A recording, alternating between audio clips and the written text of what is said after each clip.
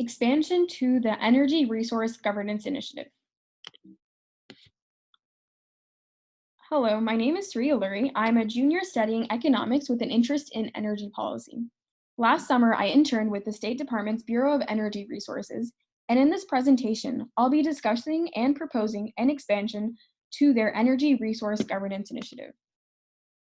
I'll be going over the background on the energy transition and critical minerals demand, giving some context for the Energy Resource Governance Initiative.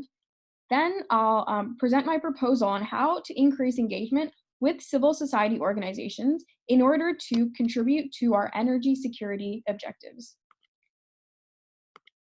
This current global movement we're experiencing towards greater renewable energy use is known as the energy transition, which is defined by the evolution of the current unsustainable carbon-dependent energy landscape to a more carbon-neutral one. This is facilitated by the adoption of renewable energy. As you can see in this graph, there is projected growth in the use of solar photovoltaics and wind for electricity generation over the next few decades. These renewable energy technologies are greatly dependent on key minerals called critical minerals.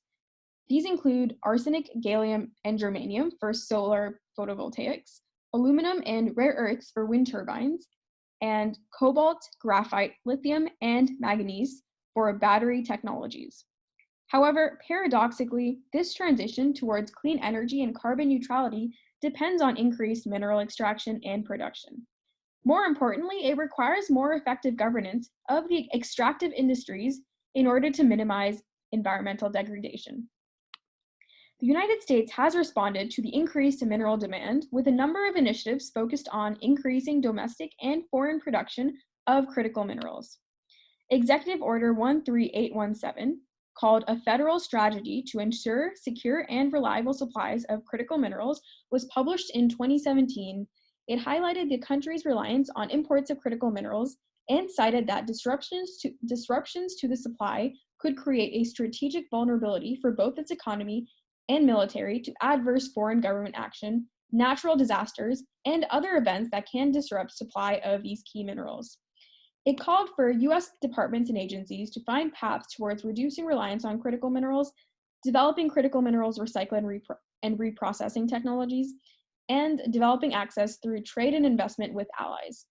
The executive order furthermore defines a critical mineral as a non-fuel mineral or mineral resource essential to the economic and national security of the United States, as well as a mineral for which the supply chain is vulnerable to disruption.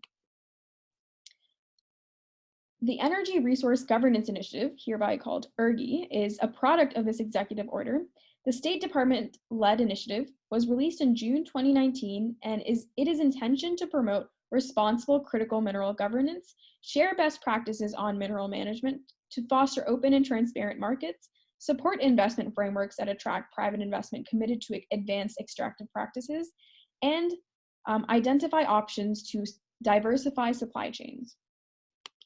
In September 2019, the Bureau of Energy Resources Assistant Secretary Frank Fannin gave a presentation on ERGI at the Baker Institute.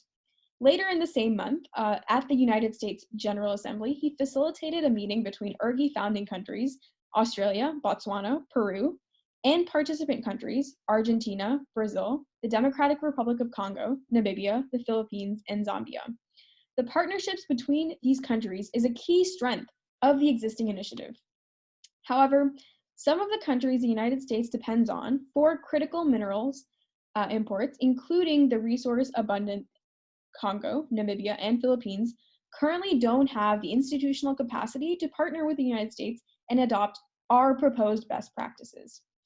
Abundant resources are often tied to high levels of corruption, the lack of accountability, unsustainable spending, and political violence. The situation is best described as the resource curse.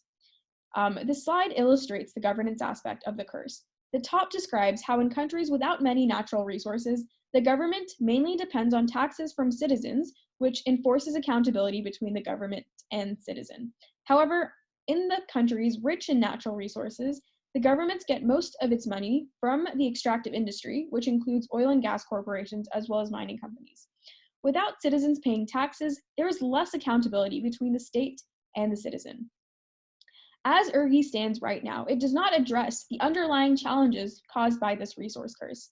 More directly, ERGI lacks the subnational reach, enforcement mechanisms, and regional and cultural expertise that are required to truly tackle the deep-seated governance issues that challenge mineral supply stability. However, ERGI has the necessary resources, support, and buy-in, especially from partner governments, so it is best positioned to be able to address these challenges. This brings me to my proposal. ERGI has already opened channels of cooperation between participant countries. While the resource curse manifests differently in each of its partner countries, the countries generally have significant resource rent to GDP ratios and poor governance ratings. My policy proposal is to expand ERGI and focus on investing in pre-existing civil society organizations that are already working to engage and improve government accountability and transparency in partner countries. Engaging with civil society organizations is a necessary step for ERGI in remedying the challenges posed by the resource curse. According to the Natural Resource Governance Initiative, civil society organizations are critical actors when it comes to holding governments and extractive companies accountable and are the primary conduit for the expression of concerns held by the communities where resources are found. There is abundant literature supporting the relationship between strong civil society participation and effective governance. Two relevant papers are the 2019 study on the implementation of EITI in Myanmar and an analysis of the role CSOs play in curbing the resource curse in Mongolia. In the first study, the authors evaluated the changes in institutional quality after the adoption of EITI, which is the Extractive Industries Transparency Index, spearheaded by the World Bank. And this initiative had a particular focus on informational transparency between stakeholders and the participation of civil society organizations in decision-making processes.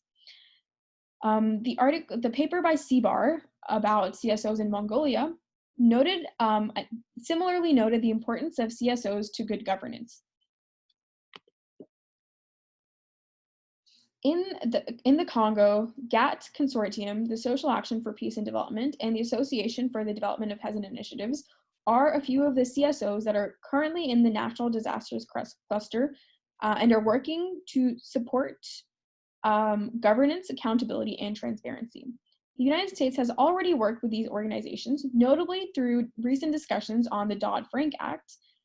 However, deepening our existing ties with these organizations through investment, the sharing of best practices, and other collaborative efforts would strengthen the mission of ERGI and allow us to draw from the existing expertise and involvement of CSOs in this country. In Zambia, Save Environment People Agencies, Extractive Industries Initiative, and Transparency International are a few of the CSOs working in the natural resource management space that already have great insight into the current challenges facing mining regulation and governance in the country. While this is encouraging, existing discrepancies and lack of transparency, most notably the lack of freedom or freedom of information legislation, prevent CSOs from having greater say in political decision-making, often to the detriment of environmental protection and social development initiatives. United States investment and aid into these CSOs would provide them with greater resources to share their message, as well as greater leverage with their governments. Overall, expanding ERGI to encompass collaborative initiatives with civil society organizations in our partner and participant countries is a more effective path towards strengthening mineral supply chains. CSOs are more attuned to deep-seated governance issues, have regional and cultural and historical expertise, and are more motivated to help their own governments than foreign agencies such as the Bureau of Energy Resources. Therefore, this proposal is to support and collaborate with civil society organizations working to improve governance and resource management in resource-rich countries is an effective strategy towards ensuring United States energy security objectives. Thank you so much for your time. If you have any questions or feedback, please shoot me an email at ssy2@rice.edu. Thank you.